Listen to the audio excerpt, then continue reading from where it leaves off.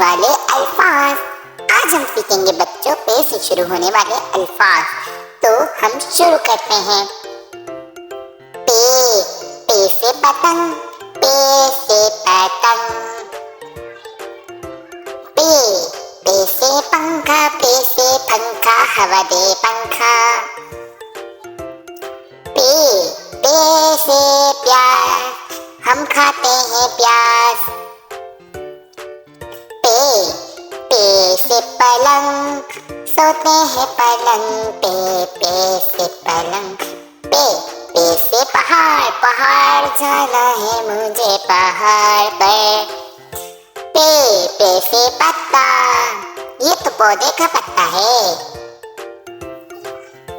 पे से परिंदा, छुक छुक छुक, परिंदा परिंदा। पे से फूल, कितने प्यारे फूल। पे से प्याला, चाय वाला प्याला। पे से पौधा, ओए होए पौधा। पे से पाँव, ये तो पाँव है। पे से पेट, पेट। पे से पीला, ये तो पीला रंग है, पीला।